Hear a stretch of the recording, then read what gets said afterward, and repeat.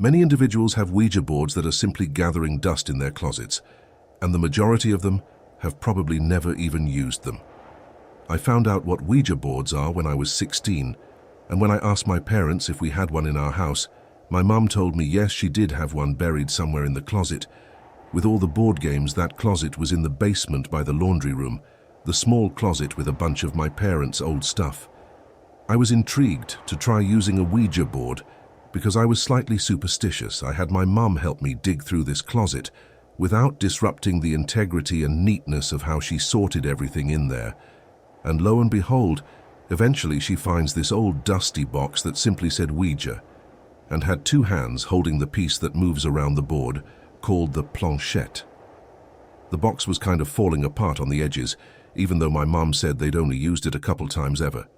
The first thing I did was text a few of my friends to come use the Ouija board with me that weekend when I'd be home alone to make it scarier.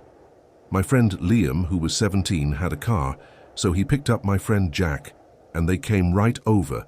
It was like 9 p.m. It was dark out, obviously. And my parents were gone for a couple nights. My younger brother of 2 years, Adam, was also home, so I asked him to join as well.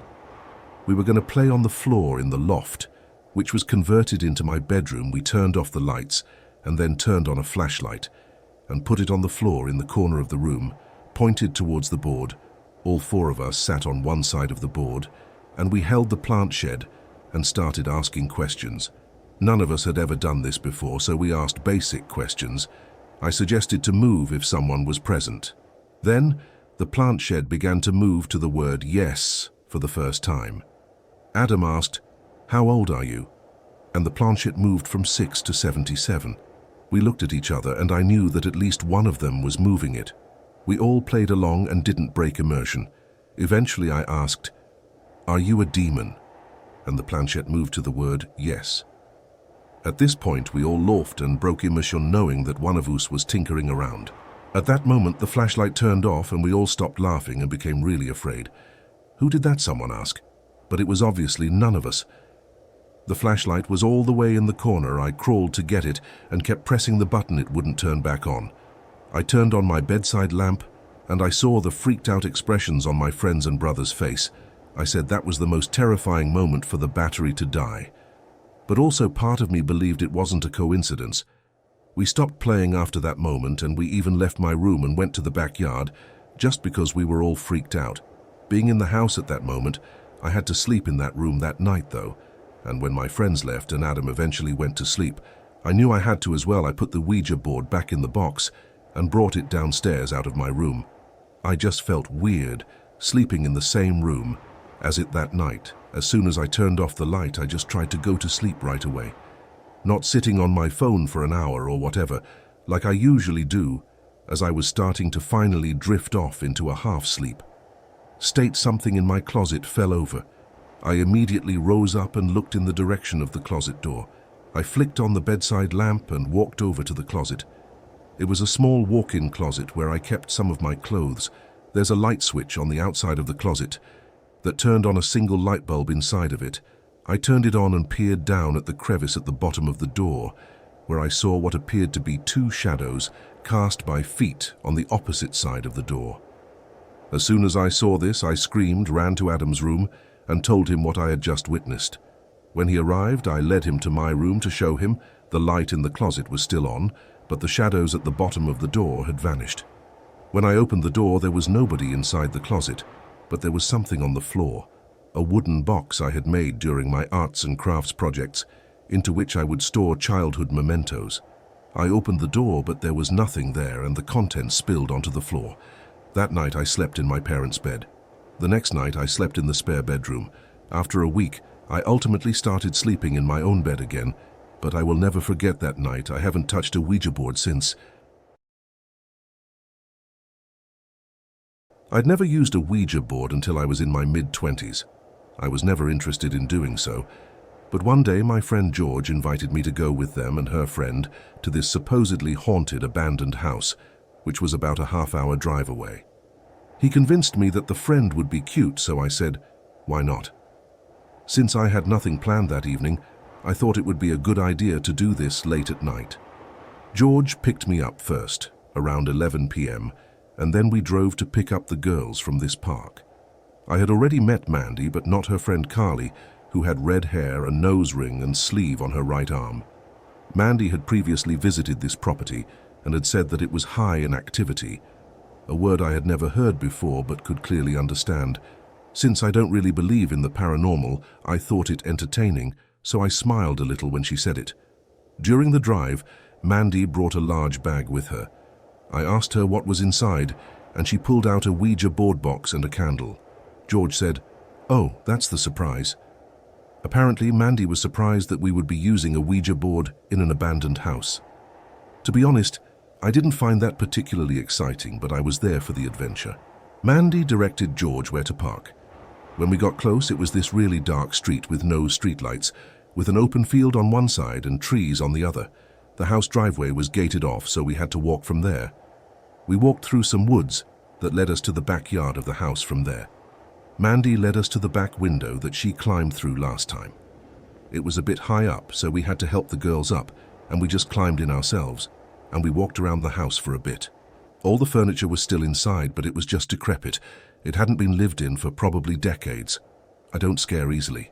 And I must admit, being in there at night was very eerie. It would probably be terrifying alone. It was dead silent. Besides our footsteps on the creaky floors, there were some old portraits of people hung on the wall. They looked like they were taken in the 50s, which made me wonder how old this house was, and what was the story behind it. Most likely the couple living there died and there was no family left to claim the house. Mandy put the board on the ground and lighted the 2 candles. It was obvious that she was really interested in this and started asking a lot of spiritual questions. For the first few questions, the planchette piece remained still as she asked, "Is anyone there? Can anyone hear?" Eventually, it began to spell, "Hello."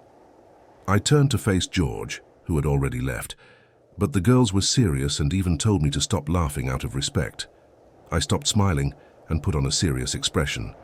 Next, she asked, "What's your name?" And the planchette moved slowly around the board to spell out the name Gregory. After that, she asked him, "How long have you been dead?"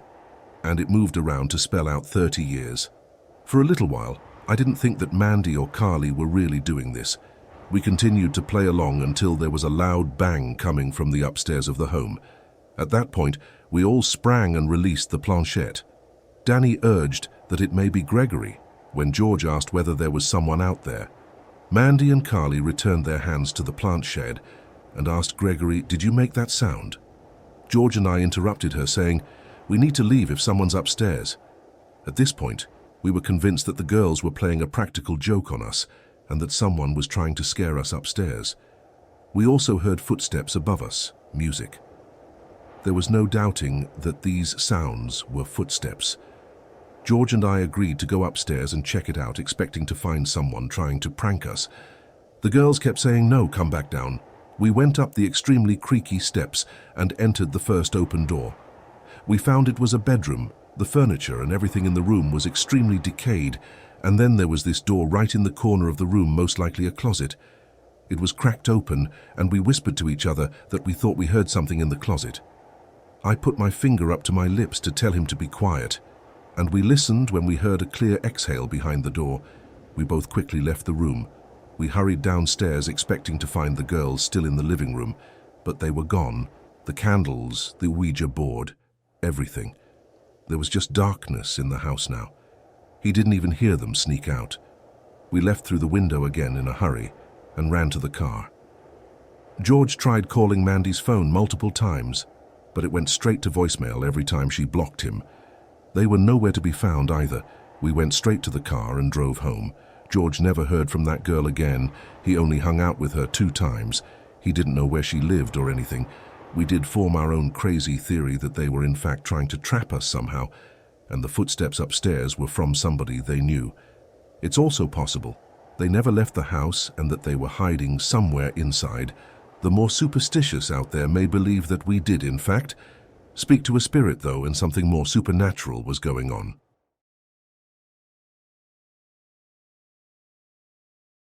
When Halloween rolled around in October 2015, I was in my horror phase and obsessed with all things spooky and paranormal. Curious, I ordered a Ouija board from Amazon and waited until a night when our parents weren't home to use it. I persuaded my younger sister to try it with me, and we were at the dining room table with the lights dimmed, both of us holding the plant shed. I asked the board some questions, and we both left because it was kind of awkward and funny.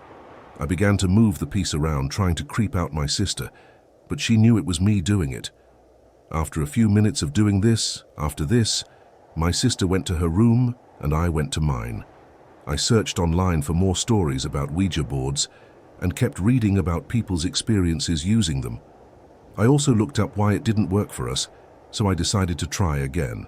That night, at around 1 in the morning, when my sister was already asleep, I went back downstairs to the dining room and dimmed the lights. I tried to use the Ouija board again, asking the same questions as a few hours earlier, but this time I didn't get a response. Instead, I heard what sounded like soft footsteps from upstairs, which might have been my sister hearing me down here. Our older brother's room was located above the dining room. Since he was away at college, my sister wouldn't have been in there. I ascended the stairs in silence and heard a louder voice coming from my brother's room.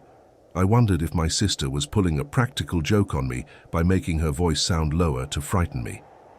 When I got to the door and pressed my ear against it, I heard the voice of an older woman. My deceased grandmother's voice could be heard repeatedly shouting, "Grandma's here, Georgie," and at first I didn't know what was being said, since I wasn't sure how my sister could be doing a voice like that. When I opened the door and switched on the light, I felt every hair on my body spring up, but nobody was inside.